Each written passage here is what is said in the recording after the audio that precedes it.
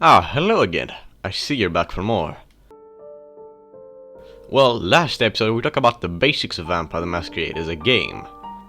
Well, this time I will cover everything I missed and needed to do in the last one. Our story begins with the story of Cain and Abel. Cain was a farmer and Abel was a herdsman. They both gave sacrifice to God. Cain gave him the finest wheats, plants and vegetables, while Abel gave him meat and lamb. God liked Abel's sacrifices more, and in a moment of zeal and anger, Cain killed his brother and lied to God about it. God cursed Cain with wandering the earth for his entire life. He also made him unable to live in the day, and was only able to drink the blood of men to live, and also be immortal. He was the first vampire to ever be created. Afterwards, Cain sired, or in other words, turned to a vampire, 3 people. These were Enoch the Wise, Irad the Strong, and Zillah the Beautiful. These 3 then sired their own childer. Enoch sired Arikel, Malkav, and Saulot, the antediluvians of the Toreadors, the Malkavians, and the Salub, respectively. Irad sired Ashur, Lesambra, and Vedartha, who created the Cappadocian, Lesambra, and Ventru. And Zillah sired Hakim, Absimeliard, and Setek, antediluvians of the Assamites, Nosferatu, and the followers of Set. There are a few other clans though which Enoch, Irad, or Zillah did not embrace the antediluvians of, these being the Ravnos, Semisi, Gangrel, or Brucha. Not much is known about what kindred did in that time, up until a few centuries before the birth of Christ. The third city, Carthage, was a place where kindred and kind, vampires and mortals, could live together in peace. This was the closest the Brucha have been to achieving their dream of a vampire utopia. However, the Toreadors and the Ventru of Rome plotted against Carthage. In the meantime, Saulot was diablerized by a member of the Tremere bloodline, creating the Tremere as a clan. The Brucha antediluvian's childer, Troil, was partaking in blood sacrifices with the Bali, which drove Brucha into degeneracy and a state of madness. After that, the Punic War happens, aided by the Toreadors and the Ventru of Rome. Carthage was raised. Troil diablerized Brucha, splitting the clan between the modern Brucha and the true Brucha. The fall of Carthage is what sparked animosity between the Ventru and the Brucha, and then the kindred fell silent for a long, long time.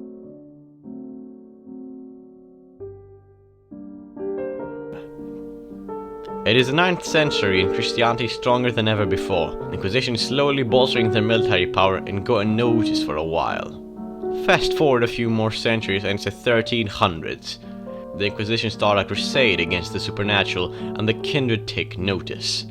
Some form the Camarilla and others join the Anarch movement, and others either become independent or join the Sabbat. After that, not much known is yet again. Fast forward yet again until the late 20th century and early 21st century, where most chronicles take place in. The final nights have come. The time of thin blood is on the horizon.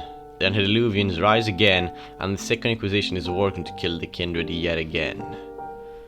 This is the most bare bones and simple explanation of the lore I could give.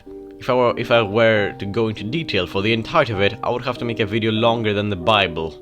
The rest I'm leaving up to you to find out. Now, enough with the lore. You have learned as much lore as you need in order to play the game, but you need to learn more about the major sects of the game. This being the Camarilla, the Anarchs, the Sabbat, the Incarnu, and the Talmehera, also known as the True Black Hand. The Camarilla's goals are simple: uphold the Masquerade and uphold the traditions. They are more political and archaic in nature. The Anarch movement are the opposite side of the pendulum. They still follow the Masquerade but are more progressive and tech-savvy. That's why many young kindred join them. There's also the Sabbat, which are the far extreme of the Anarchs. They believe that kindred should rule the world, and the elders should not rule as they are more connected to the antediluvians, and are usually the bad guys of each chronicle. The Incarnu. Well, almost nothing's known about the Incarnu, aside that they are a group of mostly elders and Methuselahs seeking to reach Golconda. And lastly, the Talmehera.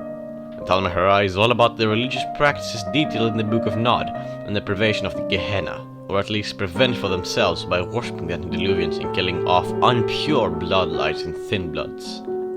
These are the biggest quote-unquote factions in kindred society.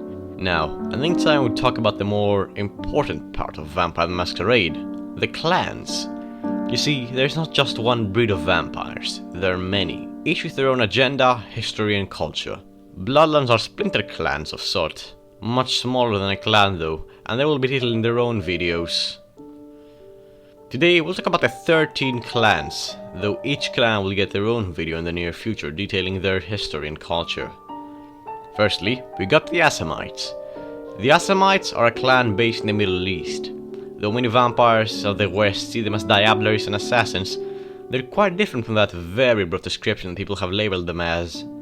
They're but scholars, warriors and guardians who want to distance themselves from the jihad. They're mostly an independent faction, however, some have joined the Camarilla. They're experts in celerity, obfuscate and their own unique discipline, quietus, which allows the Assamites to influence the blood of others. However, there's a bloodline but not a bloodline of the Assamites, that being the Sorcerer caste, which instead of Auspex they have their own unique discipline called Assamite Sorcery, which is very similar to Thaumaturgy. Then we got the Bruja. The Bruja are the rebellious, hot-headed clan. Ever since the fall of Carthage and the diablerie of Bruja, Clan Bruja has become what people call them, rebels and hot-headed. However, most of them just want to live freely with no one controlling them. This is a big reason why many join the Sabbat or the Anarchs. The Bruja use potence, presence and celerity, which helps them quite a bit in their pursuit of freedom and the usual riot they're part of. Then the Gangrel. The Gangrel are animalistic and their disciplines aid them in that too. They're more tied to the nature and the wild than the rest of the clans. They were some of the first clan to be created and also one of the biggest, if we count the numerous bloodlines that the clan has. Their disciplines are animalism, fortitude and their signature, Protean. The Giovanni are next on the list. The Giovanni are the youngest clan and are far more of a family than a clan. Hell, even a bloodline some may say, a bloodline of the Hecata or the Cappadocians. They embrace members of the family and are much more focused on gaining money and power rather than Gehenna or any other more religious goal than the rest of the clans have. The Giovanni use potence, dominating necromancy being a favorite of theirs and unique to them too. The followers of Set, also known as the Ministry, are a clan of vampires that are not a conventional clan of sorts. They believe their founder was the Egyptian god Set, and they believe that Set will return to our world and are planning to resurrect him. They're an independent clan, not going to side with anyone. They're also extremely good liars and corruptors, even calling themselves Children of Rebellion. Ironic if you ask me. Their disciplines include presence, obfuscate and serpentis, which allows them to take the form of snakes. Next are the La Sombra. The La Sombra do not have much going for them. They are hardcore believers of the worthy ruling and the unworthy serving philosophy, and have maintained this belief for a long time, and have become members of the Sabbat. Their disciplines are dominate, potence and obliteration, which allows them to blend in with the shadows, and is also unique to them. Then we've got a personal favorite of mine. The Malkavians differ in the sense that they have a curse, which allows them to peer into the future, but are also delusional and mentally ill in a way. They're also notorious for a prankster attitude, which can be from a simple silly joke to an outright sadistic joke. Their disciplines are Auspex, Obfuscate, and their unique discipline, Dementation, which allows them to spread their curse even further than their own mind. Now we've got another personal favorite, the Nosferatu. The Nosferatu are extremely tech-savvy, secretive and intelligent. A good reason for that is their disfigurement, which makes it virtually impossible for them to blend with the mortals. Thus they live on the fringes of society. There they gather knowledge and secrets, which they sell to the highest bidder. Their disciplines are potence, obfuscate and animalism. The Ravnos are the rogues and hustlers of the vampire society. They are very good deceivers and are even better thieves. However, this is just the Western Ravnos. The true Ravnos of India are much more spiritual, and see themselves as templars and avengers, but have fallen from that status due to the overwhelming amount of Western Ravnos. Their discipline are animalism and fortitude, and have access to a unique discipline called chemistry, which allows them to create illusions. Clan Toreador are the classic seductive vampire archetype. They try to get their prey with the help of beauty, love, sex, and presence. They're also great artists and innovators, usually falling in love with specific art or craft which molds their character. However, their beautiful appearance and their facade is the only thing that is going on for them. Their disciplines are celerity, presence, and aspects. The Tremere are my favorite clan. They're an extremely strong clan. Their hierarchy, nature, and mastery of thaumaturgy sparks fear, respect, and suspicion unto all their kindred. They, despite being part of the Camarilla, are a sect of their own in a way.